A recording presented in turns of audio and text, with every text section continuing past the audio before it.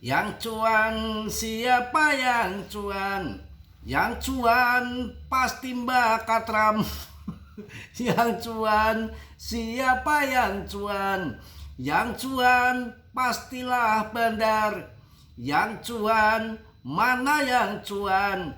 Untuk kita belum ada yang cuan, yang ada sangkut kut ya, selalu saya ingatkan dalam dunia kripto tuh begini, penuh dengan goyangan ya, goyangan rungkat, goyangan kismin, kere, ancur-ancuran pokoknya. Tapi tetap pemenang, long invest holder jangka panjang tetap jadi pemenang. Tenang saja, nggak usah perlu khawatir. Kenapa? Sampai ancur-ancuran saya bedah sekarang. Tidak mungkin hancur terus seperti celananya Martini. Suatu saat juga akan pump. Naik turun tuh hal yang biasa. Ini yang bikin turun. Tapi sebelum itu kalian Dior riset sendiri dalam dunia kripto berisiko tinggi, bisa cuan dadakan ataupun membeli mendadak. Mas Bro tidak bertanggung jawab atas kerugian kalian. Oke, selamat pagi semua. Ada 3 fakta penting di balik likuidasi besar-besaran pasar kripto hari ini. Nanti kalau mau masuk nunggu liburan Natal usai ya. Ini betul-betul ya, tapi diprediksi tahun 2026 banyak sekali likuiditas besar yang akan masuk. Bull. Masih banyak bermain ngepet sekarang itu, lepret ya. Saya harap kalau mau lepret tuh mending ke Gunung Kawi ataupun Gunung Kemukus, langsung cuan di sana, nggak sampai mengorbankan market begini ya.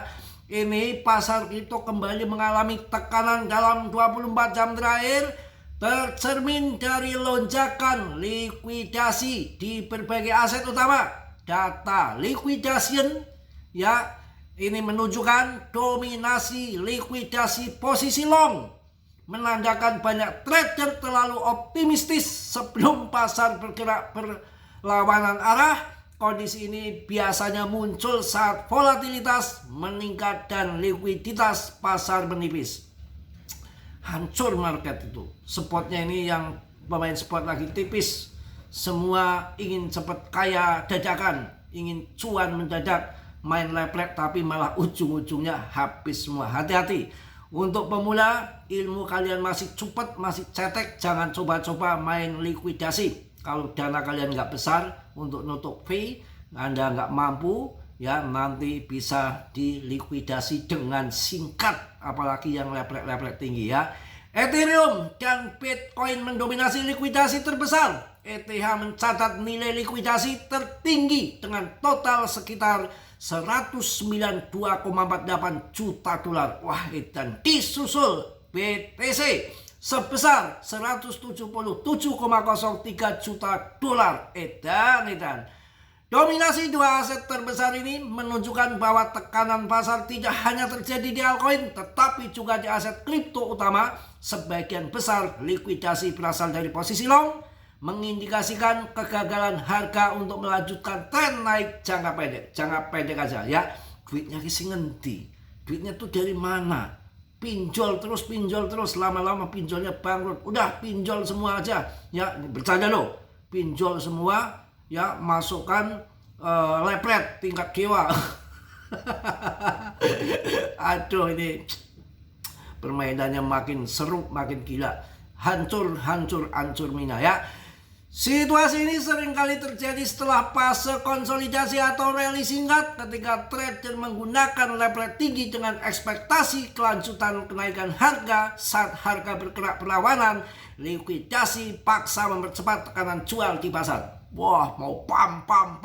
Pantesan saat adanya pemangkasan suku bunga nggak ngaceng-ngaceng, uang market maker lebih gede untuk banting ya. Aduh, piye kok lepret mulu, mbok kasih investor support dulu biar market tuh ngaceng dulu. Nanti kalau mau udah cuan besar ya, baru main ngetret ya. Ini aduh, ini ya, inilah kalau market main lepret semua ya, gampang aja, udah tinggal cerot gitu aja dibanting ke bawah habis. Data mereka pegang mau apa? Sabar ya untuk kita cuan spot. Nanti kalau mereka sudah pada babak belur penjut udah nggak ada, pinjol udah pada bangkrut, ya baru nanti mungkin ngepam. Sabar dan tunggu.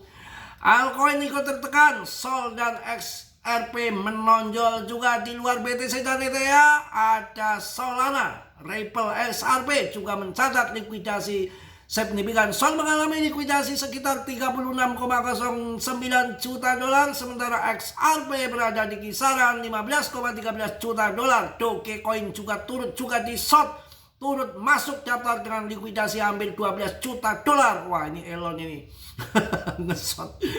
Ini yang nge-short itu, waduh, gila-gilaan.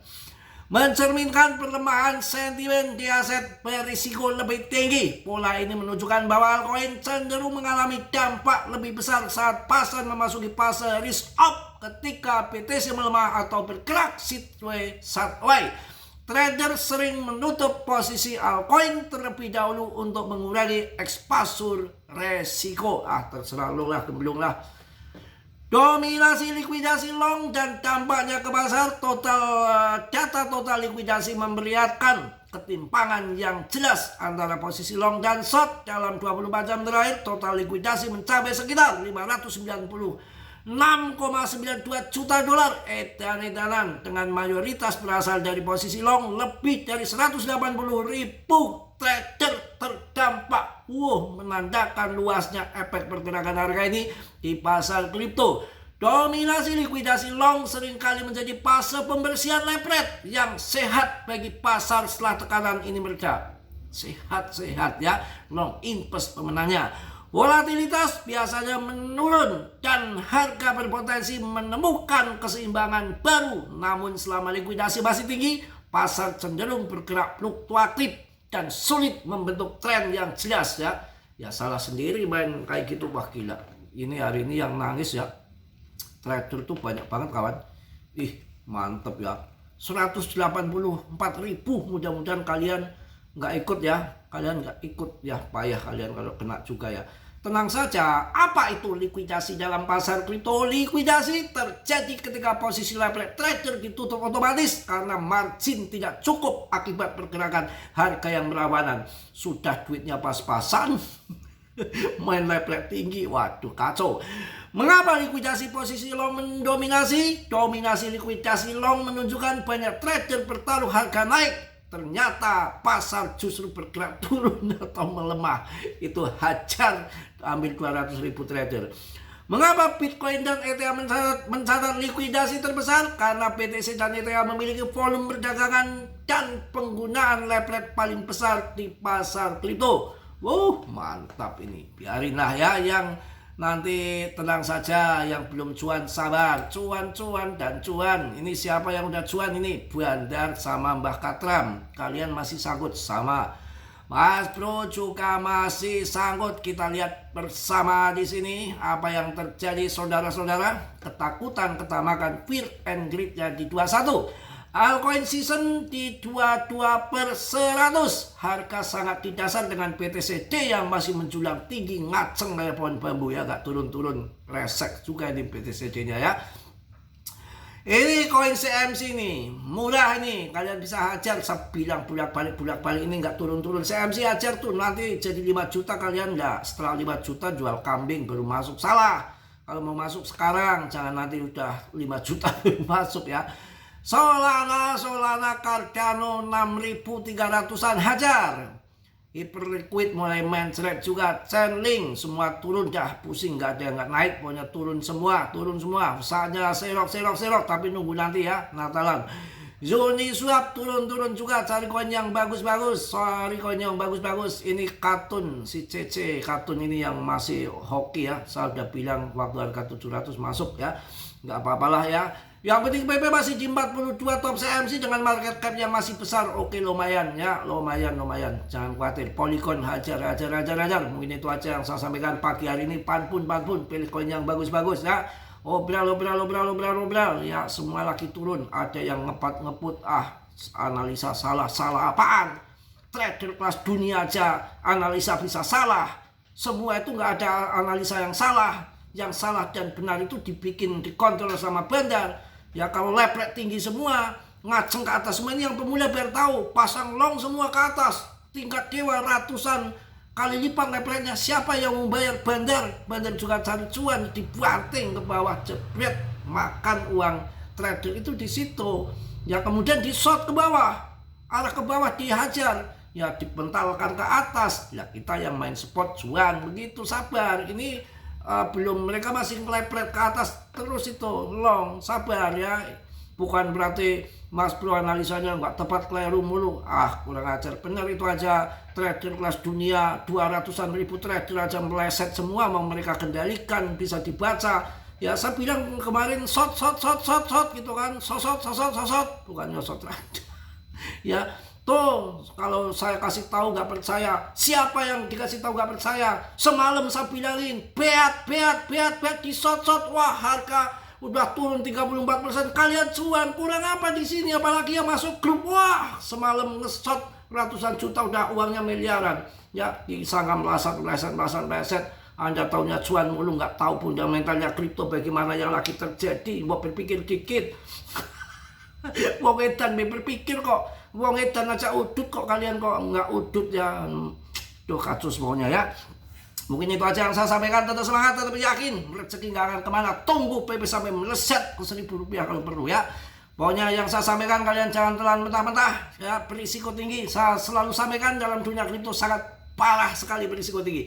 Bisa cuan dadakan, bisa mendower membiaya dadakan kalian. Yang nggak kuat minggir, mending lawan PP atau ngarit, bikin pusing aja ya. Sanggut nanti pada nangis, nggak sabar ditunggu, yang lain juga pada menunggu, tunggu dan tunggu. Itu kan begitu ya, lagunya siapa itu lupa saya ya. Mungkin itu aja, mohon maaf yang sebesar-besarnya. Yang positif kalian ambil, yang buruk kalian tendang. Kiranya sudilah, yang belum subscribe untuk subscribe, yang sudah saya ucapkan banyak-banyak terima kasih. Salam dari Tegal Mas Bro. Wassalamualaikum warahmatullahi wabarakatuh. Mak News Cos.